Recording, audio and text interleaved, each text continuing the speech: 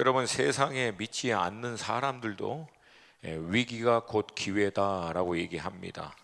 예상치 못한 문제가 이제 터지면 준비되지 않은 많은 사람들은 말 그대로 이 문제가 큰 위기로 다가오지만, 준비된 사람들은 오히려 이 위기를 통해서 준비된 그 역량을 가지고 새로운 기회를 만들어낸다는 뜻입니다. 그래서 많은 나라, 또 기업도 그렇고 개인도 그렇고 예측할 수는 없지만, 그래도 장래 미래를 대비하여 최선을 다하여 분석하고 준비해서 결국 위기적 상황이 터질 때 오히려 그 위기적 상황을 통해서 새로운 돌파와 모멘텀을 만들어냅니다. 그러나 때로는 우리가 아무리 최선을 다하고 노력을 해도 인간의 힘과 역량으로는 도저히 어찌할 수 없는 문제들이 일어날 때도 있습니다. 세상을 경영하시고 나라와 민족과 백성 가운데, 또 여러분과 저의 개인적인 삶 가운데 역사하신 하나님이 때로는 의도적으로 이런 일들을 허락하실 때도 있고, 하나님이 주도적으로 이 일을 행하실 때도 있습니다. 그걸 통해서 인생의 힘으로는 안 되는 일들을 통하여 여전히 하나님이 살아계시고 역사하심을 나타내시고, 할렐루야, 할렐루야. 교만한 우리 인생을 좀 겸손케 하시는 하나님의 섭리로 이 과정을 사용하여 주십니다. 특별히 이 과정을 통해서 하나님이 집중하는 것은 준비된 하나님의 사람들을 역사의 무대로 인도하여 그들을 통해서 그 시대를 향한, 나라를 향한 하나님의 큰 경륜을 이루어내는 하나님의 통로로 사용하기 위함인 줄로 믿습니다.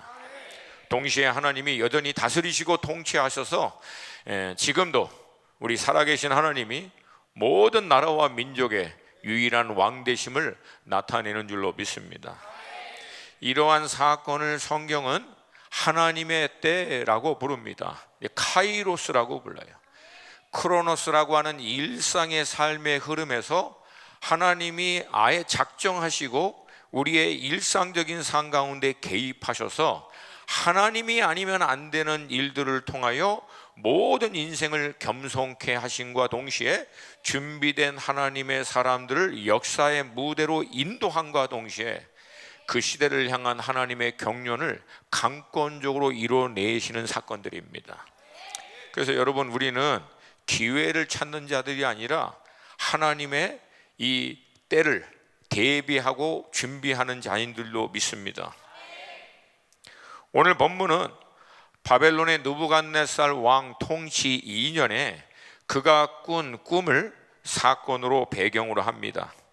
여기서 먼저 역사적인 어떤 사건이 약간 혼선이 있기 때문에 정리하는 시간을 먼저 갖기를 원하는데요, 다니엘서 1장을 보면 605년입니다. 다니엘과 세 친구들이 느부갓네살 왕에 의해서 포로로 끌려와서 3년간 준비하고 난 다음 느부갓네살 왕 앞에 설 것이라고 기록이 되어 있고, 오늘 본문 시작인 2장과 1절에서는 느부갓네살 왕 통치 2년에 이제 이 꿈의 사건이 일어났는데, 이때 다니엘이 느부갓네살 왕 앞으로 나옵니다. 그래서 3년 이후에 나온다고 했는데 통치 2년에 다니엘이 나오기 때문에 성경의 말씀이 영적으로는 좀 중요한 메시지도 주고 하지만, 역사적인 어떤 팩트나 이 정확도에 있어서는 약간 좀 부족한 부분이 있는가 오해할 수 있지만, 여러분, 이것은 바벨론 왕의 연대표의 특정 방식 때문에 그렇습니다. 바벨론은 왕의 통치 그 연도를 1년부터 시작하지 않아요.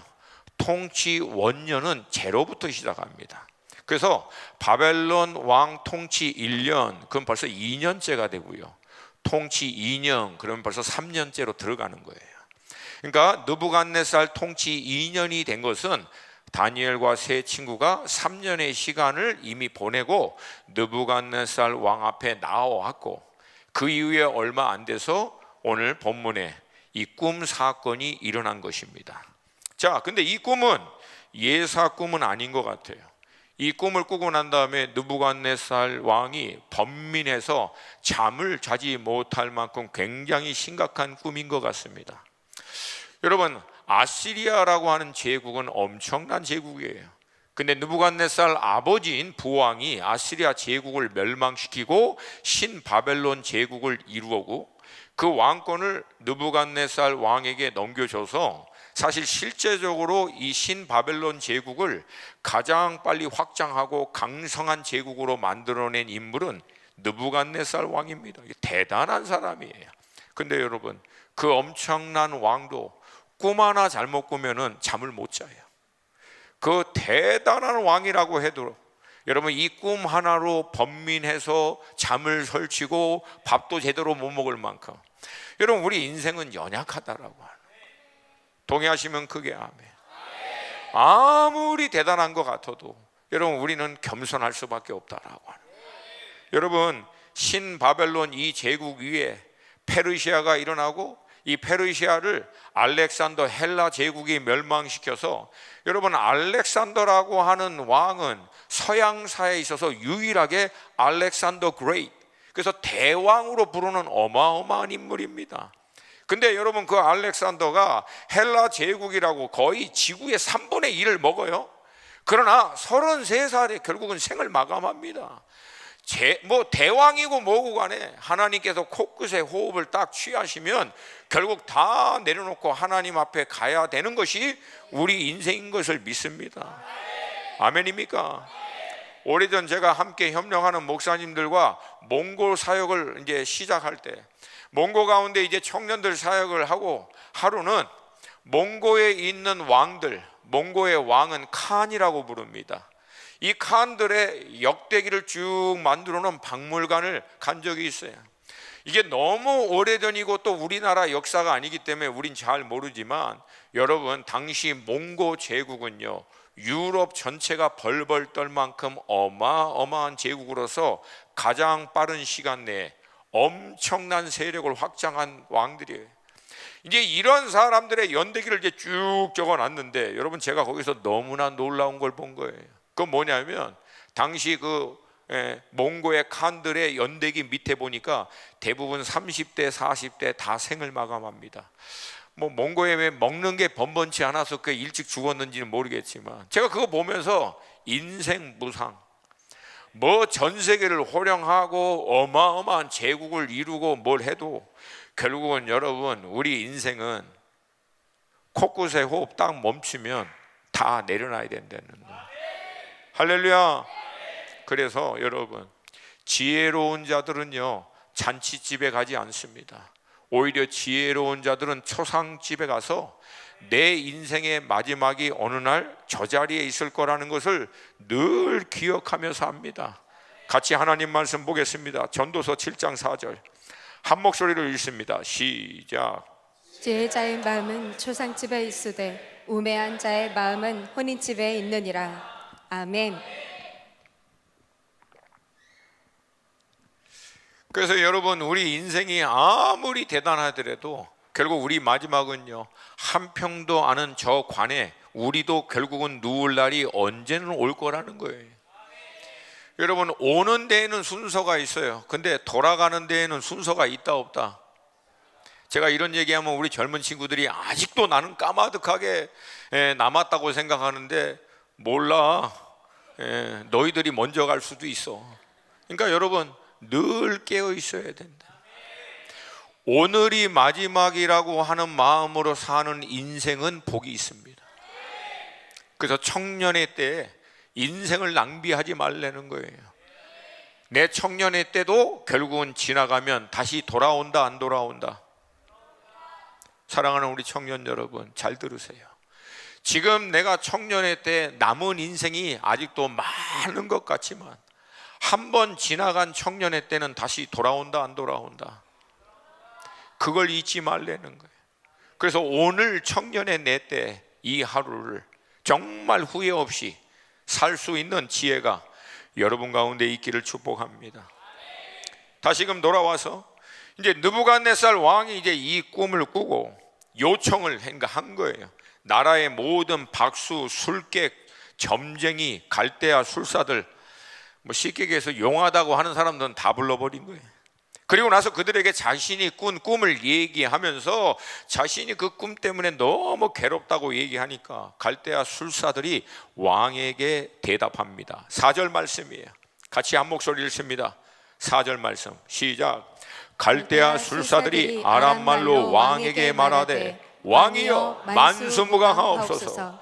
왕께서 그 꿈을 종들에게 이루시면 우리가 해석하여 드리겠나이다 하는지라. 아멘. 근데 문제는 느부갓네살 왕의 요청이 이번은 좀 다르다는 거예요. 대개는 왕들이 그런 꿈을 꾸고 난 다음에 꿈 얘기를 하면 이 지혜자들이 그 꿈에 대한 해석을 해주는데, 이번에는 왕이요, 너희들이 그 꿈을 해석할 수 있는 능력이 있다면 꿈 얘기도 하라는 거예요. 그러니까 느부갓네살 왕의 이 얘기를 듣고 이 갈대아의 지혜자들은 당혹한 거예요. 왜? 한 번도 어떤 통치자도 그렇게 요청한 적이 없거든요. 자기들도 뭐 해본 적도 없고 그렇게. 그래서 좀 당혹스러워하지만 다시 한번 정중히 요구하는 거예요. 왕이시여, 꿈 얘기를 정확하게 얘기해 주면 저희들이 그 꿈에 대한 의미를 풀어드리겠습니다. 근데 이번에는요, 느부갓네살 왕이 단호합니다. 그만큼 이 꿈이 느부갓네살에게는 굉장히 심각하다는 거예요. 단호하게 얘기하는 거예요. 너희들이 신의 영감과 지혜를 받아서 내 꿈을 해석할 수 있는 능력이 있다면 그 동일한 신한테 영감 받고 지혜 받아서 꿈의 내용도 얘기해 줄 수 있지 않겠느냐. 내가 꿈 얘기하고 난 다음에 너희들이 마음대로 풀이해가지고 그것을 얼버무리는지, 정확하게 살아있는 신으로부터 영감을 받아서 해석하는지는 내가 그것으로 판단하겠다 얘기하는 거예요. 어떻게 보면 여러분, 이거 맞는 말 아닙니까? 살아있는 하나님으로부터, 이 신으로부터 교통하면 그 꿈의 얘기도 얘기할 수 있는 능력이 당연히 있어야 되지 않겠습니까? 근데 여러분, 문제는 이 바벨론의 이 술사들이 그런 능력이 없는 거예요. 여러분, 이게 육신을 갖고 있는 인생의 한계인 줄로 믿습니다. 그래서 이들도 너무 당혹스러워가지고 느부갓네살 왕을 이제 설득하면서 얘기합니다. 그게 10절과 11절 말씀이에요. 같이 읽습니다. 10절과 11절 말씀 시작. 갈대아인들이 왕 앞에 대답하여 이르되 세상에는 왕의 그 일을 보일 자가 한 사람도 없으므로 어떤 크고 권력 있는 왕이라도 이런 것으로 박수에게나 술객에게나 갈대아인들에게 물은 자가 없나이다. 왕께서 물으신 것은 어려운 일이라 육체와 함께 살지 아니하는 신들 외에는 왕 앞에 그것을 보일 자가 없나이다 한지라. 아멘. 저는 이제 묵상을 하다 보면 가끔가다 좀 재밌는 생각도 해요. 이 내용을 보면은 여러분, 바벨론의 지혜자 이 술사들이 사실은 느부갓네살 왕 앞에 이실직고 하는 거예요. 육신 안에 살면서 마치 신과 교통해서 왕의 어떤 어려움이 있으면 영감 받고 신으로부터 지혜와 능력 받아서 뭔가 그 문제를 해결해 준다라고 왕 옆에 붙어 있지만 실상은 자신은 그 신들과 교통이 안 된다라고 얘기하는 거 아닙니까 지금? 이게 여러분, 진짜 영적으로 살아있는 자와 그렇지 않는 자의 결정적인 차이예요. 아멘입니까? 그리고 하나님은 때로는 육과 혼혈의 탁월함으로는 도저히 해결할 수 없는 이런 일들을 허락하셔서 영적으로 영이신 하나님과 진짜 교통하는 자들의 지혜와 능력을 통해서 세상 가운데 하나님이 살아계신 것과 또한 하나님의 사람들을 통해서 하나님이 역사하는 것을 나타내시는 분이신 줄로 믿습니다. 그리고 이것이 오늘 말씀의 핵심이에요. 여러분, 우리는 예수 그리스도의 복음을 믿고 구원을 받습니다. 이 구원받는 사건을 성경에서는 다른 말로 거듭나다, born again, 다시 태어나는 것을 얘기합니다. 육신의 부모에 의해서 우리가 육신을 갖고 있는 자로 태어나듯이 이젠 복음을 통해서 영이신 하나님의 영적인 자녀로 다시금 태어나는 겁니다. 그래서 예수님이 얘기하는 거예요. 육은 육이로되 영은 영이로다. 이게 그 말이에요. 육으로 태어난, 부모에 의해서 태어난 상태에 머문 자는 육과 혼의 한계를 뛰어넘을 수 없다는 거예요. 그러나 복음을 정말 믿고 영이신 하나님의 영적인 자녀로 태어난 자들은 비로소 영적인 삶을 살 수 있게 된다라고 하는, 하나님이 그렇게 우리를 거듭나게 하신 이유는 명확합니다. 영이신 하나님이 하늘에 예비하신 모든 지혜, 능력, 권세, 그 하늘의 모든 은사들을 통해서 이 땅의 육의 한계를 뛰어넘는 일들을 우리로 하여금 감당케 하심으로 말미암아 땅의 모든 교만한 자들로 하나님 앞에 무릎 꿇게 만들고, 여전히 하나님이 당신의 교회, 당신의 자녀들을 통해서 역사하는 분이심을 나타내기 위함인 줄로 믿습니다. 결국 이게 안 되는 바벨론의 술사들 앞에서 이 느부갓네살은 막 열받는 거예요. 젊은 용어로 열받는 거예요. 왜냐하면 그도 그럴 것이 마치 신으로부터 영감을 받아서 왕의 문제 해결해 주겠다고, 여러분 어떻게 보면은 월급을 또 얼마나 많이 받았겠어요. 이런 사람들 왕 옆에서 그냥 호화 모든 거 다 먹고 누리고 있는데 결정적인 순간에는 기껏 한다는 말이 육체와 함께 사는 우리는 안 됩니다. 이걸 노골적으로 표현하면 무슨 뜻이에요? 왕이시여 우리가 지금까지 왕을 사기쳤나이다, 그 얘기잖아. 우리 안 된다는 거예요. 당연히 안 되지. 왜? 거듭난 사람들이 아니니까. 거듭난 사람만이 할 수 있는 일이니까. 할렐루야. 이 얘기 듣고 난 다음에 왕이 열받아가지고 12절 13절 얘기합니다. 같이 읽습니다. 12절 13절 말씀 시작. 왕이 이로 말미암아 진노하고 통분하여 바벨론의 모든 지혜자들을 다 죽이라 명령하니라. 왕의 명령이 내림에 지혜자들은 죽게 되었고 다니엘과 그의 친구들도 죽이려고 찾았더라. 아멘. 결국 이 왕의 명령에 따라 근위대장, 지금으로 얘기하면 경호실장이죠, 아리옥이 왕궁을 중심으로 해서 모든 갈대아의 술사들, 지혜자들을 이제 색출하기 시작합니다. 여러분 그런 일들이 이제 딱 터지면 그동안 여러분이 가끔가다 봤던 드라마나 영화 보면은 왕실 분위기가 어떤지 이제 감이 오죠. 살벌해지고 아마 지혜자와 술객들은 그때부터 이제 튀기 시작할 거예요. 튀거나 숨거나 난리 아닌 난리가 일어나요. 그리고 이 일을 실행하는 근위대장 아리옥도 여러분 얼마나 긴장했겠습니까? 왜? 잘못하면 그 불똥이 자기한테 이게 튀게 되면 자기도 한순간에 목이 날아가는 상황입니다. 왜? 왕이 지금 폭발해 버렸거든. 그러니까 잔뜩 긴장돼 가지고 이제 색출하고 다니고 있는데, 여러분 이 난리 한복판에 오히려 다니엘은 왕이 술객들을 잡아서 죽이라고 하는 근위대장 앞으로 오히려 나아갑니다. 몸을 숨겨야 할 때 남들은 다 도망갈 때 다니엘은 오히려 나아가는 거예요. 사실 여러분 이런 상황은요, 이게 한 번만 말 잘못해도 이건 언제든지 목이 날아갈 수 있는 상황인데 결국 여러분 담대하게 나아가는 거예요. 그리고 나서 14절에 뭐라고 얘기했냐면 다니엘이 명철하고 슬기로운 말로 왕의 근위대장 아리옥에 물어 이르되, 이 명철하고 슬기로운 말 히브리 원어를 찾아봤어요. 명철하고 의논하듯 조언을 함께 나누는 태도를 얘기합니다. 슬기로운 말, 그 상황에 적절한 말, 그런 뜻이에요. 그러니까 무슨 뜻인지 이제 딱 감이 오죠. 잔뜩 긴장되어 있어서 이 일을 수행하는 근위대장 아리옥이 좀 받아들고 이해할 수 있는 조언과 태도로 다니엘이 나아간 거예요. 자, 그러면 이 명철하고 슬기로운 말의 반대말은 뭘까요? 그냥 제 식으로 표현하면 무식한 막말. 그러니까 저는요, 이런 대목에서 이 시대를 살고 있는 우리 그리스도인들이 이게 작은 부분이지만 사실 이게 결코 작은 부분이 아니라는 거예요. 여러분 우리가 하나님의 이 부르심에 따라 거듭나 그리스도의 제자로 살 때 그분의 뜻, 그분의 사명을 우리가 이 땅 가운데 감당해내는데 그 사명과 뜻을 온전히 이루어내는 우리의 삶의 현장은 세상이에요. 믿지 않는 자들이 있는 자리라는 거예요. 근데 정작 하나님의 지혜와 능력과 영적인 능력이 있더라도 그 믿지 않는 사람들이 우리의 말을 들을 수 있는 공감, 그들의 신뢰를 얻어내지 못하면 뭐 쉽게 얘기해서 아무리 영빨이 있고 어마어마한 지혜와 능력이 있더라도 그것을 나타낼 수 있는 통로 자체가 막혀버린다는 거예요.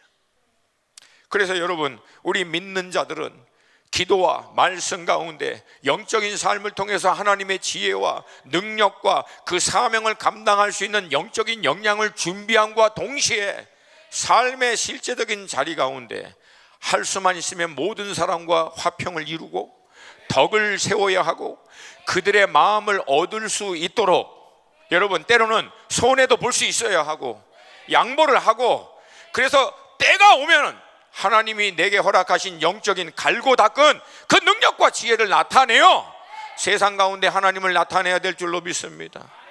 근데 우리가 이 부분이 너무 약해요. 오래전 제가 선교단체를 이제 시작할 때 선교사들에게 교과서 같은 책이 있습니다. 미션 퍼스펙티브. 지금은 약간 좀 오래된 교과서긴 하지만, 근데 이 책에서 아프리카에서 사역하는 여자 선교사님이 아프리카에 있는 예화를 들어 하는 말이 있어요. 아프리카에 이제 코끼리떼가 물을 먹는데 다른 외부의 코끼리떼가 그 코끼리떼 사이에서 물을 먹으려면 머리를 뒤밀고 먹지 않는다는 거예요. 먼저 엉덩이를 뒤밀고 이제 양해를 구하는 거예요. 그래서 이렇게 코끼리떼가 물을 먹고 있는데 웬 엉덩이 하나가 이렇게 쭉 들어오면 내버려두면 너도 우리 사이에서 물을 먹어도 돼라는 뜻이라는 거예요. 근데 엉덩이를 디밀 때 이렇게 팍 쳐버리면 물 먹을 수 없는 거예요. 근데 엉덩이를 일단 딱 디미는데 내버려두면 그 다음에 이제 고개를 돌려서 머리를 받고 물을 먹는 거예요. 근데 이 여자 선교사님이 그 얘기하는 거예요. 같이 아프리카에서 사역하는 많은 서양 선교사님들을 보면서 도대체 우리는 엉덩이부터 디밀지 않고 머리부터 받고 있다고. 우리가 생명의 복음의 말씀이 있고 저들의 영혼을 살릴 수 있는 하나님의 은혜와 능력이 있는데도 불구하고 저들이 우리의 얘기를 들을 수 있도록 신뢰를 얻고 마음을 얻을 수 있는 이 과정이 먼저 필요한데, 이걸 하지 않고 그냥 딥다 해버리고 함부로 얘기하고 함부로 그들에게 대하니까 생명의 말씀과 능력과 지혜가 있음에도 불구하고 이것을 나타낼 수 있는 기회조차도, 하나님의 경륜의 때조차도 열지 못한다라고 하는 거예요. 여러분, 그래서 이 부분이 절대 작은 부분이 아니에요. 몸된 교회 안에서 여러분 충성되게 준비되어지기를 축복합니다. 하나님이 허락하신 영적인 지혜와 능력으로 무장되어지시기를 축복합니다. 그러나 동시에 하나님이 여러분에게 허락하신 사업의 현장, 직장의 현장, 각 전문 영역 가운데서도 그들에게 여러분이 마음을 얻을 수 있도록, 신뢰를 얻을 수 있도록, 그들이 마음을 열어 여러분의 말에 경청할 수 있는 덕을 쌓아갈 수 있기를 주님의 이름으로 축복합니다. 여러분, 그러면 다니엘이 이 지혜롭고 명철한 말로 어떻게 표현했을까요? 대략 상상해보면, 근위대장님 정말 죄송합니다. 지금 바쁘고 굉장히 긴장된 때에 죄송하지만 혹시 지금 무슨 상황인지 제게 말씀해 주시면 부족하지만 제가 도울 일이 혹시 있지 않겠습니까? 이런 식으로 접근했지 않겠습니까? 근데 반대로 무식한 막말은 뭐예요? 뭘 그런 걸 걱정하냐고, 내가 있지 않냐고, 쓸데없이. 여러분, 그 얘기가 떨어지기 무섭게 무슨 일이 일어났을까요? 근위대장이 칼 뽑아서 그냥 베어버리는 거예요. 그러니까 여러분, 제가 영적으로 충만하다는 사람들이 이런 경우를 당한 것을 한두 번 본 적이 아니에요. 함부로 말하고 함부로 대하고 함부로 접근했다가 능력과 하나님의 뜻을 이루기도 전에 끝나버리는 거예요. 우리 오메가 모든 식구들은 이 둘 다를 잘 겸비하여 하나님이 여러분에게 허락하신 그 부르심의 영역 가운데 하나님의 때가 열어지고 하나님이 부어주신 지혜와 능력을 나타낼 수 있는 그런 사람으로 쓰임받기를 축복합니다. 결국 아리옥을 통해서 이 전후의 모든 사정을 듣고 난 다음 다니엘은 아리옥에게 자신을 느부갓네살 왕으로 인도해달라고 얘기합니다. 그리고 아리옥은 느부갓네살 왕에게 다니엘을 인도해 가요. 근데 여러분, 이건 당연하다라고 얘기하면 안 돼요. 왜? 지금 아리옥에게 하나님은 바벨론의 모든 지혜자들 다 죽이라 그랬거든. 죽이라고 쉽게 제 식으로 표현하면, 죽이라고 한 놈을 지금 왕 앞에 끌고 가면 아리옥도 죽이라고 했는데 왜 끌고 가? 그러면 여러분, 아리옥도 왕 앞에서 목 날라가요, 잘못하면. 그러니까 이 아리옥이 지금 하는 일은 목숨 걸고 다니엘 끌고 왕 앞에 간 거예요. 설명은 나와 있지 않아. 근데 여러분, 이 의미가 우리에게 주고자 하는 메시지는 명확하잖아. 도대체 아리옥이 다니엘을 얼마만큼 신뢰할 수 있으면 목숨 걸고 그 위기적인 상황에서도 다니엘을 데리고 왕 앞으로 갔겠냐는 얘기예요. 이거를 놓치지 말라는 거예요. 이거를 놓치지 않아야 하나님의 때가 열리지. 나를 왕 앞에 데려가십시오. 네가 뭔데? 이러면 끝난다는 거예요. 근데 이미 아리옥은 다니엘을 통해서 영적인 어떤 지혜와 능력도 보았고, 그가 평소에 하는 말과 태도에서 신뢰를 얻은 거예요. 자기 목숨을 걸 만큼 신뢰를 얻은 거예요. 그래서 데리고 왕 앞으로 간 거예요. 여러분, 이 은혜가, 이 돌파가, 회복이 여러분 가운데, 제 가운데 있기를 축복합니다. 그렇게 왕 앞에 나아가 왕의 얘기를 듣고 난다. 왕에게 얘기합니다. 그게 16절 말씀이에요. 같이 읽습니다. 16절 시작. 다니엘이 들어가서 왕께 구하기를 시간을 주시면 왕에게 그 해석을 알려드리리다 하니라. 아멘. 자세히 보면 다니엘은요, 처음 아리옥에게 나아갈 때도 이 상황이 어떤 상황인지 정확하게 파악을 못한 상황이에요. 그리고 결국 이 문제를 해결할 수 있는 근본적인 해결점도 없는 상황이었어요. 근데 담대하게 나아간 거예요. 아니, 도대체 이건 무슨 배짱인가? 근데 여러분, 이건 배짱이라고 얘기하기에는 위험 부담이 크잖아요. 그냥 배짱 부려서 나갔는데 해결책이 없어. 그러면 아유, 죄송합니다, 알고 보니까 잘 모르겠네요. 여러분, 이게 이럴 수 있는 상황이 아니에요. 이건 목이 날아갈 판입니다. 근데 다니엘이 그렇게 할 수 있었던 것은 단순히 배짱이 아니라, 그냥 한번 내질러 본 게 아니라 철저한 믿음이 있는 거예요. 하나님을 향한 확실한 믿음이 있는 거예요. 그 믿음의 근거가 뭡니까? 하나님은 전능하십니다. 모든 지혜와 능력의 근원이 하나님이십니다. 근데 여러분, 잘 들으셔야 돼요. 이게 지금 다니엘에게는 당연한 상황이 아니에요. 왜?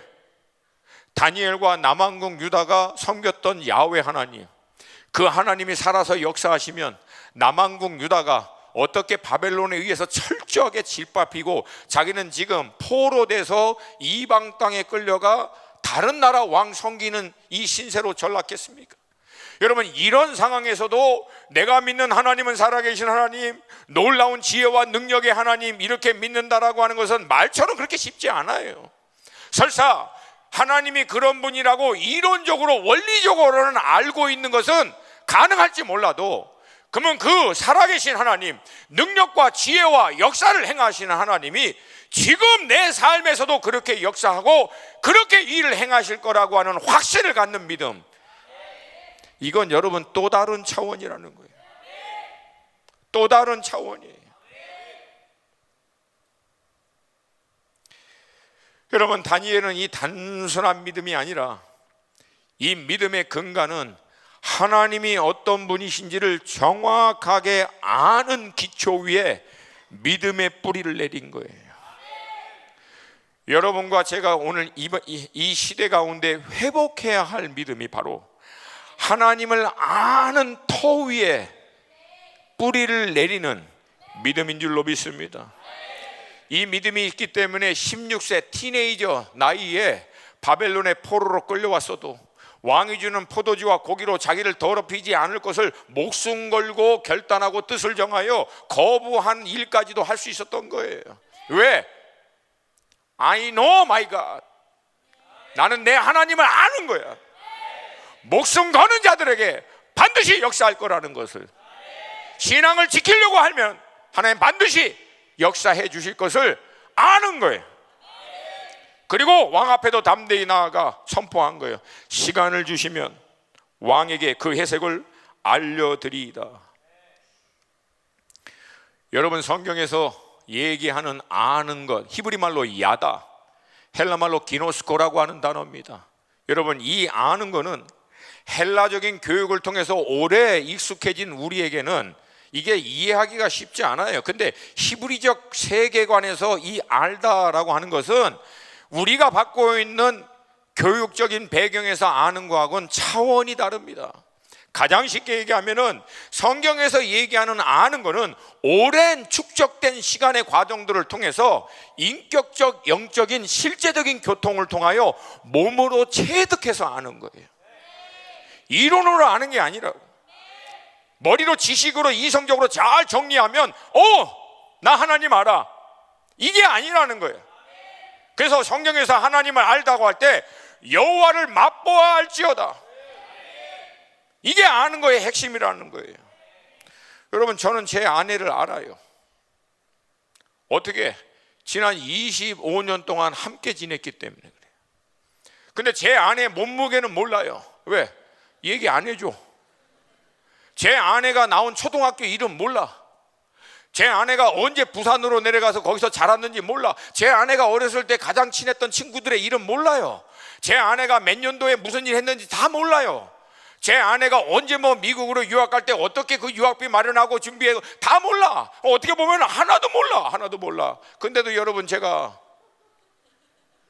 제 아내를 안다라고 얘기할 수 있는 이유가 있어요. 25년이 넘게 함께 먹고 함께 자고 함께 고민하고 함께 기도하고 함께 회복하고 돌파하고 몸부림치고 이 사역 감당하는 과정 가운데 I know my wife. 그래서 지금은요, 우리 와이프가 집에서 설거지하고 있을 때 그 뒷모습만 봐도, 내가 사역하고 딱 돌아왔을 때 뒷모습 보면 알아. 오늘은 조용히 방에 들어가야 된다는 걸. 아니면 오늘은 마음껏 여보, 이렇게 할 수 있다는. 여러분, 우리 와이프가 여보 할 때 저한테 그러겠습니까? 내 몸무게도 모르면서 뭘 나를 안다고, 내 초등학교 친구 이름도 모르면서, 내가 무슨 학교 나왔는지도 모르고 몇 년도에 미국 가고 내가 어떻게 해서 그런 일을 했는지 정확하게 다 모르면서. 근데 여러분, 우리가 이 시대 하나님이 안다라고 하는 것이 맨 이런 식이야. 무슨 구약의 연도 얘기하고 신약의 12제자 이름이나 암기하려고 하고, 물론 12제자 이름 아는 것 중요해. 근데 여러분, 그냥 상식적으로 생각해 보라고요. 예수님이 천국문 앞에 서가지고 12제자 이름 대봐, 내 제자 이름들도 모르는 것들이 그러겠냐고. 12제자 이름을 아는 게 중요합니까? 12제자처럼 예수 믿고 목숨 걸고 따라가는 게 중요합니까? 근데 21세기 이 학습을 통하여 신앙생활을 하려고 하는 우리의 치명적인 문제가, 성경의 많은 자료, 인포메이션, 팩트는 연도수까지 다 알고, 물론 저도 오늘 본문의 말씀의 배경이 되는 연도설 정확성을 위해서 여러분에게 설명했지만, 이게 안다고 무슨 상관이 있어요? 우리 신앙생활과 이게 우리의 믿음의 삶과 무슨 상관이 있습니까? 사실은 그 하나님을, 성경에서 얘기하는 이 하나님을 내가 만나야지, 내가 경험해야지, 인격적으로 영적으로 체험해야지. 그리고 그것이 오랜 시간을 축적돼요. 때로는 논리적으로 합리적으로 설명이 안 돼도 내 안에 있는 확실한 믿음이 있는 거예요. 하나님은 하실 거예요. 하나님 역사하십니다. 여러분, 제가 개인적으로 황 목사님 사랑해요. 제 어린 아우지만 여러분, 제가 여러분의 담임 목사님을 존경하는 게 하나 있어요. 오랫동안 지켜봤더니 우리 황 목사님에게는 믿음의 은사가 있어요. 그 믿음의 은사가 뭐냐면, 이거 하나님의 뜻이 맞다 그러면 해, 그냥 안 재. 그리고 정말 믿어, 하나님이 하실 거를. 그게 여러분이 결과를 보고 있는 거잖아요. 아멘입니까? 근데 이게 어느 날 불 받았다고 생긴 게 아니라고. 황 목사님 평생에 하나님 앞에서 씨름하면서 몸부림치면서 위기와 어려움의 때마다 하나님께 매달리고 돌파하고 경험하고 체험한 과정 가운데 어느 누가 뭐라고 해도 흔들리지 않는 믿음이 있는 거예요. 반드시 하나님이 교회를 세우신다. 반드시 하나님이 돌파케 하신다. 반드시 하나님이 역사하신다. 여러분, 외적으로 보이는 이런 화려한 것들 따라 하려고 하지 말고 그 DNA를 사모하세요. 하나님, 황 목사님이 갖고 있는 믿음의 은사 더블로 내게도 부어 주시옵소서. 그 얘기는 더블의 고난을 통과해야 된다는 거예요. 그래도 아멘 하는 자들에게는 은혜가 있을지어다. 할렐루야. 여러분, 영적인 원리가 있어요. 공짜는 사단만 줘. 공짜는 사단만 줘. 아무 대가 지불 없는 새로운 인도하심, 그러면 그건 사단한테 온 거야. 하나님은 새로운 인도하심, 다음 단계의 인도하심을 요청할 때 반드시 대가 지불 요구합니다. 왜? 하나님이 본전 찾으려고 요구하는 게 아니라 그 대가 지불하는 과정을 통해서 다음 단계를 감당해낼 수 있는 하나님의 사람으로 만들어 가시는 거예요. 할렐루야, 할렐루야. 이 하나님을 아는 믿음이 여러분 가운데 있기를 주님의 이름으로 축복합니다. 문제는 우리가 이 동일한 하나님을 믿고 있는데도 불구하고 이 하나님을 아는 단계가 너무 얕아요. 그러니까 하나님을 믿는 믿음의 단계도 얕은 거예요. 여러분, 모두에게 축복하며 좀 선포합니다. 하나님을 깊이 아는 그 진리 가운데 믿음의 뿌리를 내려 누가 뭐라고 해도 흔들리지 않는 하나님의 사람들이 될 수 있기를 축복합니다. 앞으로 여러분, 이게 준비되지 않은 사람들은 마지막 때가 가까우면 가까울수록 다 떨어져 나갈 거예요. 저는 팩트를 얘기해요. 코로나 한 방에 대한민국 그리스도인들 30%가 사라져 버렸어. 그냥 없어졌어. 뭘 얘기합니까? 이게 여러분 우리나라 교회에 지금 믿음의 현주소라는 거예요. 나는 교회가 아니니까 막 교회를 향해서 막 남무라고 막 비판하려고 하는 게 아니라는 거예요. 우리의 지금 영적인 컨디션 상황을 정확히 알아야 한다라고 하는 거예요. 그러면 앞으로 코로나보다 더 센 문제가 계시록을 보고 다니엘서를 보고 데살로니가 보고 여러분 에스겔 말씀 보니까 앞으로도 더 힘들고 어려운 문제가 일어나요, 안 일어나요? 일어나요, 안 일어나요? 그러면 그 가운데서도 믿음의 뿌리를 온전히 내려 흔들리지 않으려면 내 하나님이 있어야 된다는 거예요. 내가 아는 하나님. 세상 천지가 다 하나님을 부인하더라도 내가 부인할 수 없는 나의 하나님에 대한 아는 이 믿음이 여러분 가운데 있기를 축복합니다. 그러면 어떻게 그 하나님을 아는 은혜 가운데 들어갈 수 있는가? 따라서 합시다. 시작은 갈망이다. 여러분, 제발 신앙생활 할 때 껍데기 잡지 말라. 본질을 놓치지 말라고요. 갈망하는 자, 하나님 알고 싶어서, 하나님 만나고 싶어서, 하나님을 위해서 대가 지불하면서 몸부림치는 자들에게는 하나님 반드시 오셔서 만나주시고 역사해 주실 줄로 믿습니다. 여러분, 그래서 이 사건을 성경에서는 계시라 그래요. 계시는 다른 말로 히브리 말로 이제 하존, 영어로 비전이란 뜻인데 하나님이 스스로 하나님 당신을 우리 가운데 나타내 주시는 사건을 계시라 그래요. 계시 그러면 자꾸만 이 시대 막 교회가 무슨 신사돈지 이런 얘기를 많이 하니까 여러분 이단이네 어쩌네 그러는데 여러분 그러면 예수님도 이단이야.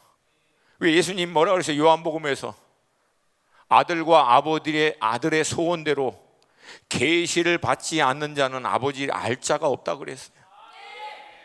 아들과 아들의 소원대로 계시가 아니면 아버지를 알 수가 없다는 거예요. 그러면 아버지는 누구에게 자기를 계시하시고 나타내 주시는가? 갈망하는 자. 아버지, 하나님 나 만나 주세요. 주님 나 만나 주세요.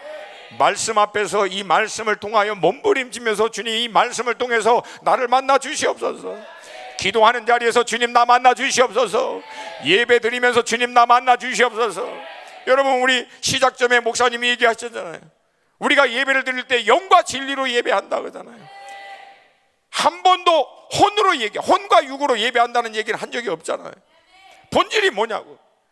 우리의 육이 표현을 하고 우리의 지정의적인 감정과 의지와 표현을 통해서 하나님을 찬양하고 예배하는 건 맞지만 결국은 그 과정을 통해서 우리 영이 영이신 하나님과 교통하는 게 예배라는 거 아닙니까?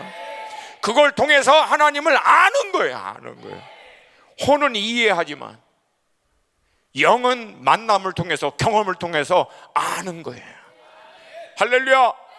이 돌파가 여러분 가운데 있기를 축복합니다. 아멘입니까?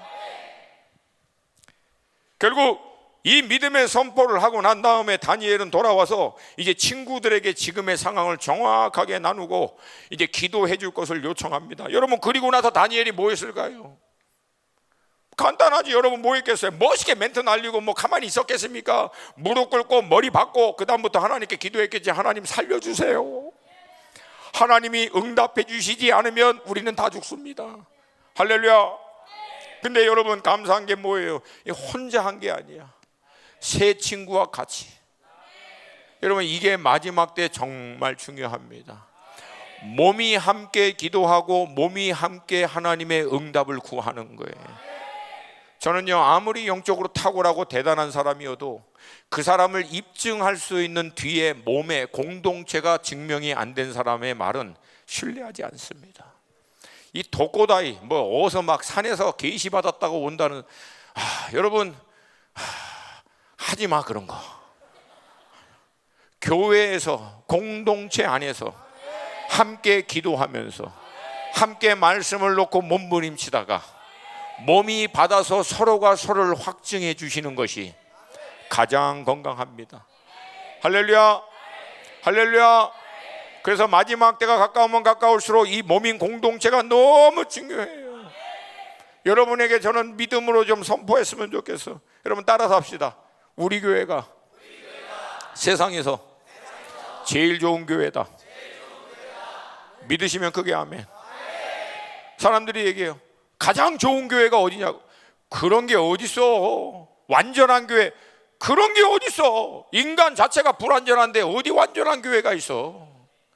하나님이 나를 인도해 주신 교회가 가장 좋은 교회고, 그게 내 교회입니다. 때로는 그 교회 안에서 지체들 가운데, 아니면 교회의 어떤 부분에서 내가 좀 안 맞고 어려운 가운 과정을 때로는 하나님이 허락하세요. 그렇게 안 맞고 힘든 과정을 통해서 서로 부딪히는 과정을 통하여 하나님은 오히려 우리를 더욱 온전한 하나님의 사람으로 빚어가시고 성숙한 사람으로 만들어내는 줄로 믿습니다. 여러분, 제가 조심스럽지만 교회 많이 옮겨 다니는 사람 치고 성숙한 사람 본 적이 없어요. 절대 그렇게 안 됩니다. 뭐 이 교회에서 좋은 거, 이 교회에서 좋은 거, 이 교회는 이게 좋으니까 다 섭렵하면 막 거의 스스로 예수님 될 것 같지. 절대 승천 안 합니다. 그 사람들 안 돼요. 그렇게 주님은요 그렇게 역사하는 게 아니에요. 오히려 여러분이 이 몸된 교회에 인도하신 것이 하나님의 뜻이라는 것을 정말 믿으면 힘들어도 붙어 있고 때로는 어려워도 붙어 있고 그 과정을 통해서 여러 깎임도 가지치도 당하고 회복도 경험하고 돌파도 경험하고 그 과정을 통해서 하나님이 여러분을 하나님의 사람으로 빚어가시는 거예요. 할렐루야. 그리고 때가 되면 하나님이 여러분을 통해서 놀라운 일을 행하실 줄로 믿습니다.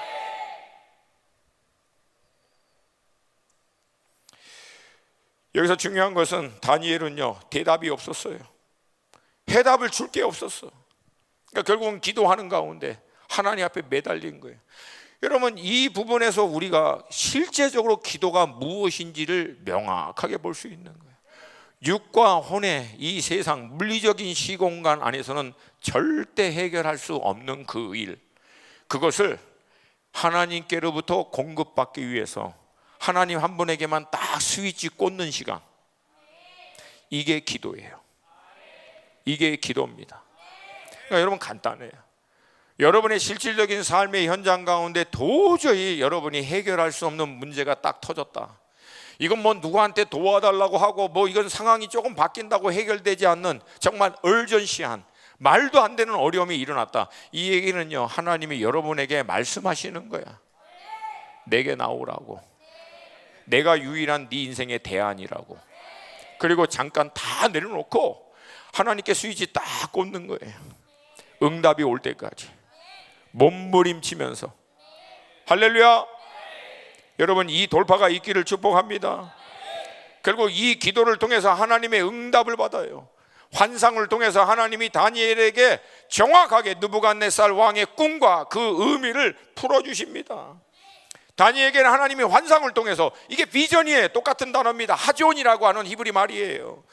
누구에게는 하나님 환상으로 그렇게 응답을 하세요. 또 누구에게는 꿈으로 응답해 주시고, 누구에게는 세미한 음성으로, 누구에게는 내적인 감동과 확신을 통해서, 누구에게는 실제적인 음성을 통해서, 누구에게는 어떤 사건을 통해서, 누구는 예배 가는 가운데 찬송가 한 구절을 통해서 하나님이 말씀하시고, 누구에게는 말씀을 그냥 읽고 있는데 말씀의 한 단어를 통해서 내 심장 가운데 말씀하여 주시고, 제한받지 하나님은 모든 경로를 통해서 우리가 가장 잘 알아듣기 쉽게 말씀해 주시는 줄로 믿습니다.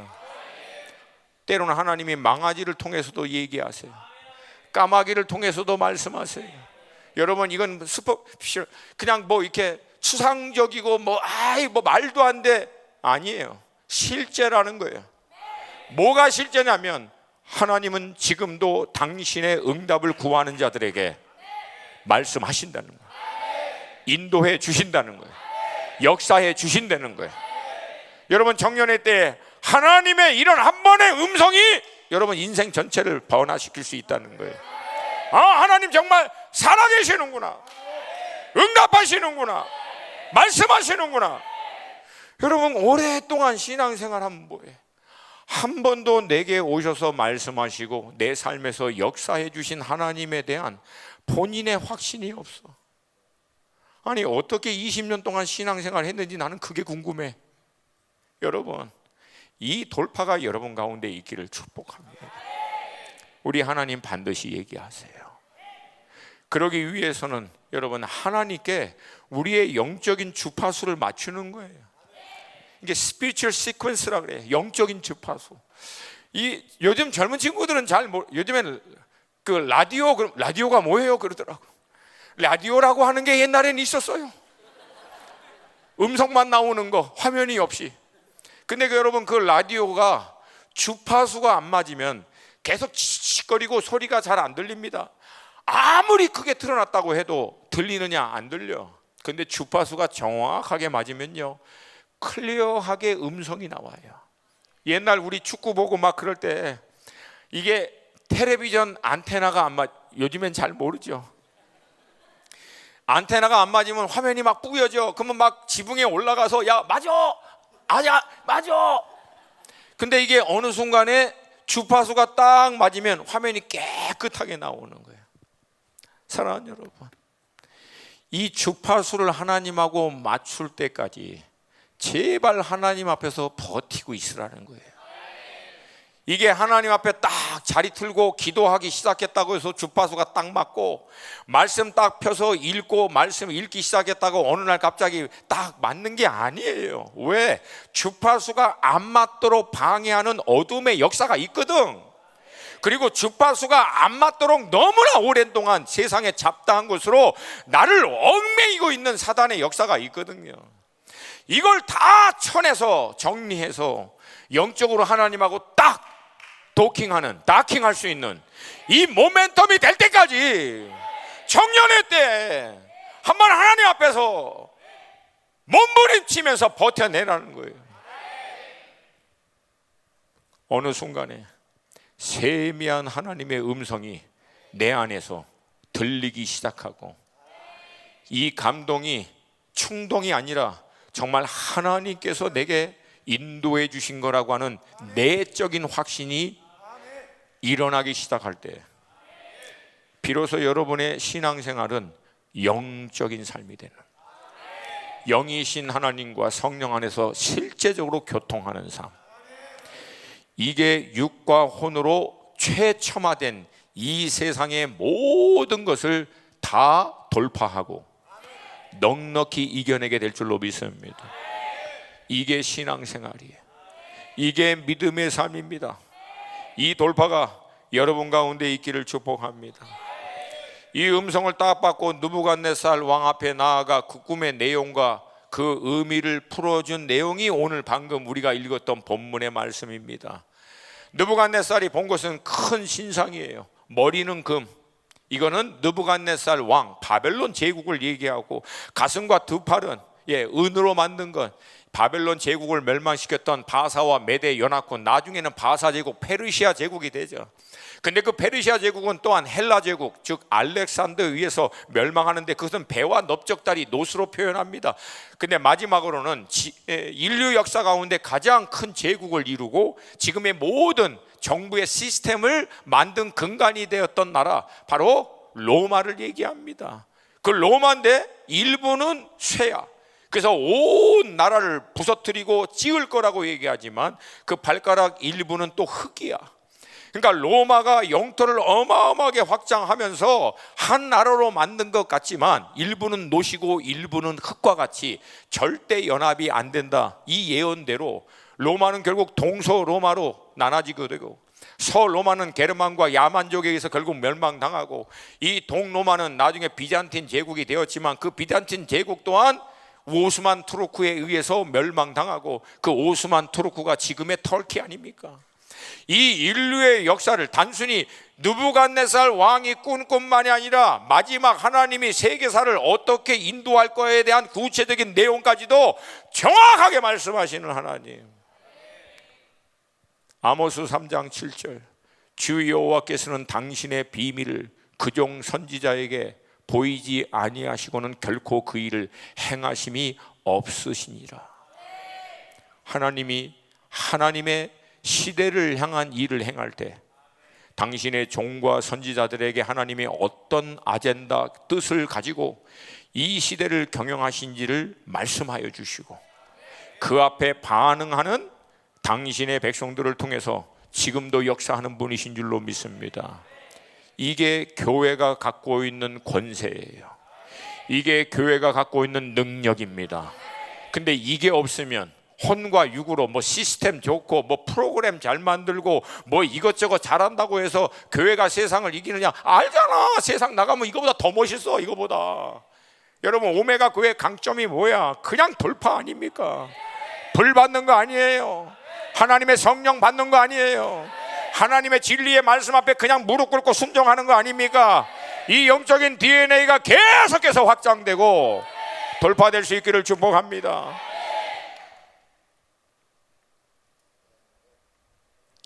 결국 이 세상의 나라가 큰 신상과 같이 거대하게 설 것 같지만 마지막에는 손대지 아니한 돌이 그 세상의 모든 나라를 다 부서뜨리고, 이 손대지 않은 돌은 온 나라와 민족과 족속 가운데 충만하게 영원히 서게 될 하나님의 나라를 예표하고 있는 거 아닙니까? 할렐루야. 앞서 말씀대로 때로는 하나님이 육과 혼으로는 도저히 해결할 수 없는 이런 위기와 문제와 어려움을 허락하신 두 가지 이유가 있다 그랬어요. 첫 번째, 이 영적으로 준비된 하나님의 사람들을 역사의 무대로 인도하여 그들을 통해서 그 시대를 향한 하나님의 뜻을 이루어내기 위함인 줄로 믿습니다. 이걸 하나님의 때라 그랬어요. 오메가 교회 가운데 이 하나님의 때가 열릴지어다. 그러려면 오메가 교회의 몸을 이루고 있는 여러분 한 사람 한 사람이 영이신 하나님과 영적인 이 시퀀스가, 주파수가, 이 교통이 되어지는 과정을 통해서 영의 사람으로 진리의 말씀에 순복할 수 있는 진리의 말씀의 사람으로 무장되어질 수 있기를 축복합니다. 그러면 이 몸된 교회 가운데 하나님의 카이로스 때가 임하게 될 것이고, 그것은 이 대전 지역만이 아니라 대한민국을 넘어 온 나라에까지 확장할 수 있는 통로로 이 몸된 교회를 사용할 줄로 믿습니다. 사랑하는 청년 여러분, 여러분의 인생이 이 하나님의 경영 가운데 딱 꽃이라는 거야. 이 하나님의 경영 가운데 여러분의 인생을 그 하나님의 시대의 경영 가운데 정렬시켜서 얼라이언트라고 그래요. 마치 얼라이먼 한다듯이 딱 맞추듯이 하나님의 시대적인 경영 가운데 여러분의 인생을 거기에 딱 맞춰서 여러분의 개인적인 삶이 단순히 개인적인 삶이 아니라 시대를 경영하시고 나라와 민족을 운행하시는 하나님의 큰 경륜 안에 동참하는 삶이 되어줄 수 있기를 축복합니다. 그거 위해서 비즈니스하고, 그거 위해서 전문 영역에서 일하고, 한계를 경험할 때마다 영이신 하나님과 교통을 통해서 육과 혼의 한계를 뛰어넘는 하나님의 영적인 능력을 나타낼 때 하나님이 여러분을 역사의 무대로 인도하실 거예요. 그리고 그들을 통해서 역사하여 주실 줄로 믿습니다. 그 과정을 통해서 하나님은 세상 가운데 선포하는 거예요. 우리 하나님 지금도 살아계시고 우리 가운데 놀라운 일을 행하시는 분이신 줄을 믿습니다. 아멘입니까? 이 하나님이 여러분과 저의 하나님이심을 믿습니다. 근데 저는 오늘 이 말씀을 잘 묵상하다가 정말 하나님이 우리에게 이 메시지를 통해서 주고자 하시는 인도하심을 확증을 받았어요. 첫 번째, 하나님이 이 말씀을 통해서 우리에게 주고자 하는 메시지, 기억하라는 거예요. 세상의 정치, 권세, 통치자들 마치 거대한 신상같이 몸인 교회 앞에 서서 마치 그들이 하나님을 비웃고 몸된 교회를 비웃고 자기가 원하는 대로 다 하는 것 같지만 여러분 기억하라는 거예요.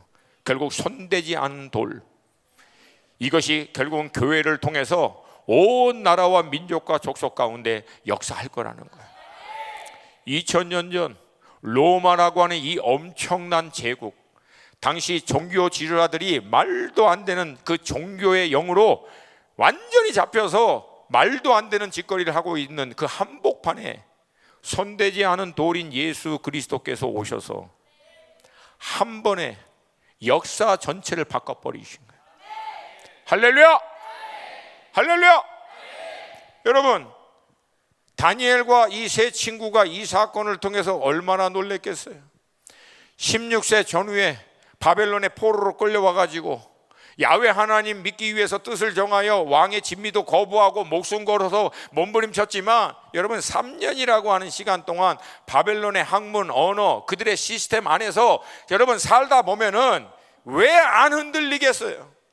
온통 믿지 않는 사람들, 그리고 하나님의 진리의 말씀을 대적하는 바벨론의 종교적인 영, 바벨론의 시스템 안에서 3년을 통과하다 보면은 어느덧 하나님을 향해서 갖고 있었던 확신이 흔들리기 시작하고 어느덧 하나님의 말씀에 대한 이것이 흔들리고 있을 때 하나님이 정확한 하나님의 때 느부갓네살 왕의 꿈을 통해서 다니엘과 세 친구들에게 다시금 확증시켜 준 거 아니에요.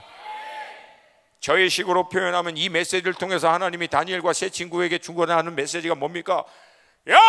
쫄지마, 쫄지마. 담대, 담대. 나의 나라가 영원히 온 세상을 다스릴 거야. 그리고 나의 백성인 너희들이 영원히 나와 함께 만세토록 통치하고 다스릴 거야. 그러므로 잠시 세상 왕들이, 통치자들이 하나님을 대적해서 일어나고 그 교만함으로 마치 하나님을 대적하는 것처럼 일어나도 꿀리지 말라고.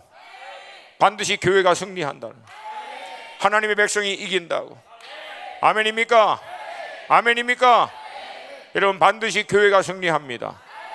반드시 하나님의 백성들이 승리합니다.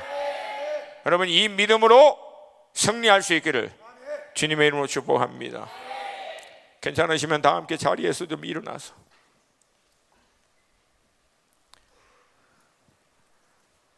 불 켜주세요. 불 켜서 괜찮아. 2부 때는 시간을 조금 덜 줘서 제가 좀 1부 때는 하다가 내가 숨이 차가지고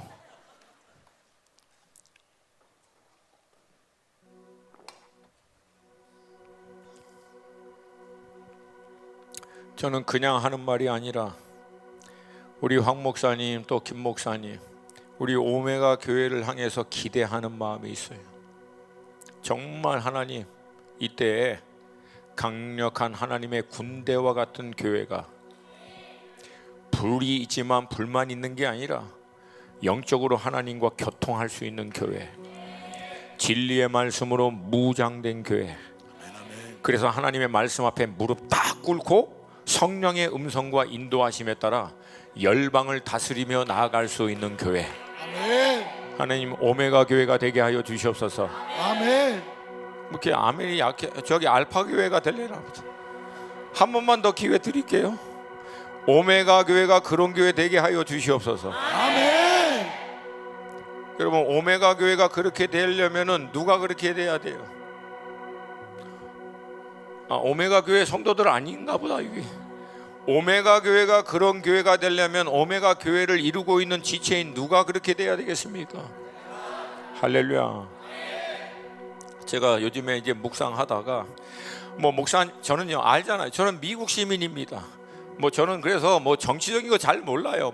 좌파니 우파니 아니, 성경이 얘기하는 좌로나 우로나 치우치지 말라고. 나한테도 물어봐. 목사님 우파냐고 좌파냐고. 나는 위에파다. 위에파. 뭘 좌우.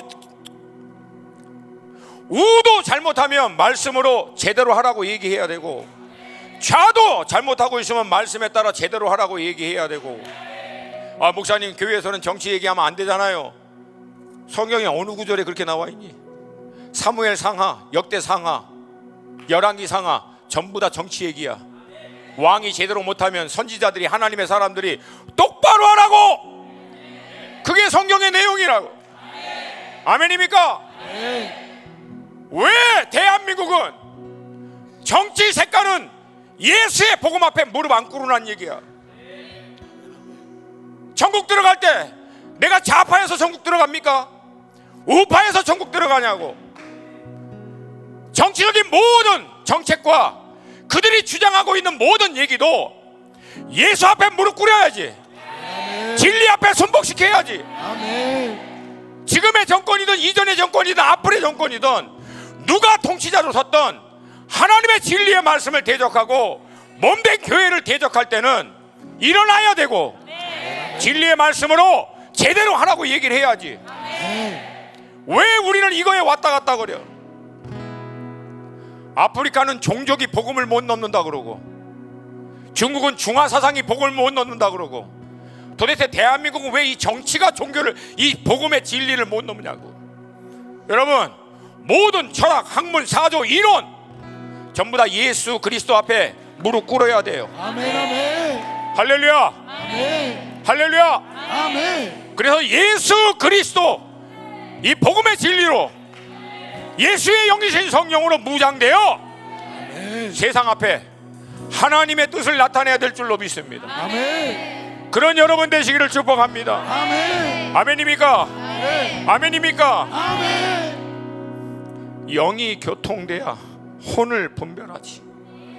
이 이론이, 이 사상이, 이 주장이, 이 정책과 이 방향이 정말 하나님의 진리의 말씀과 부합하는지를 뭘로 분별할 거예요? 말씀으로. 아멘. 아멘. 그리고 하나님의 영으로. 아멘. 하나님의 영으로 교통이 안 된 사람은 세상 이론에 반드시 미혹됩니다. 왜? 그럴 수밖에 없어. 이걸 이겨낼 수 있는 유일한 길은 우리 영이 진리의 영이신 성령님과 딱 연결이 되는 거예요. 아멘. 할렐루야. 아멘. 그리고 무장이 돼야 돼요. 그래서 세상의 모든 나라와 통치 권세를 예수 앞에 무릎 꿇게 하는 여러분과 제가 되기를 축복합니다. 아멘. 축복합니다. 아멘. 우리는 좌다, 우리는 우다, 우리는 뭐다? 아니, 내가 그렇게 침 튀겨가면서 얘기했는데 우리는 좌다, 우리는 우다, 아니 우리는 어디야? 위에다. 할렐루야. 이거와 정확하게 연결이 돼야 모든 게 분별이 되는 거예요. 그런 오메가 식구들 되게 하여 주시옵소서. 아멘. 진리로 무장되게 하여 주시고, 아멘. 예수의 영으로 무장되게 하여 주시고, 아멘. 살아계신 하나님과 교통할 수 있는 영적인 돌파와 체험이 있게 하여 주시옵소서. 시작은 갈망이에요. 갈망하는 사람들은 크게 아멘. 제가 때로는 선교지나 막 제상국 다니면 말도 안 되는 불의와 악과 문제들이 볼 때마다 막 열받는 거예요. 오늘도 이 말씀을 묵상할 때, 하나님, 이 손대지 않은 돌, 이걸 좀 여기 한번 팍 내려주시고, 저기도 한번 좀 팍 내려주시고, 막 그러면 속이 다 후련하겠습니다. 곳간에 있던 번개는 언제 쓰시려고 하나님 좀 한 번씩 팍팍 좀 꽂아주세요. 그때 제가 기도하면서 하나님의 음성을 들었어요. 그리고 이 음성은 저에게만 아니라 여러분에게도 하나님이 주신 줄로 믿습니다. 너희가 그 손대지 않은 돌이 돼야 되지 않겠느냐. 하나님을 대적하여 일어난 그 한복판에 여러분이 예수 그리스도를 따라가는 작은 손대지 않은 돌이 되어 그곳에서 하나님이 지금도 살아계시고 아멘. 역사하시고 아멘. 시대와 나라를 경영하시는 분이신지를 나타낼 수 있는 이 시대 손대지 않은 돌, 다윗의 물맷돌, 아멘. 예수 그리스도의 모퉁이 돌을 따라가는 여러분 되시기를 주님의 이름으로 축복합니다. 아멘. 갈망하시는 분은 두 손 들고 주님의 이름 3번 부르고, 우리 3번만 기도하는데 대충 기도하지 마시고 영적인 돌파와 불이 여호와의 영이 임할 것이 믿음으로 주님의 이름 3번 부르고 기도합니다. 주여!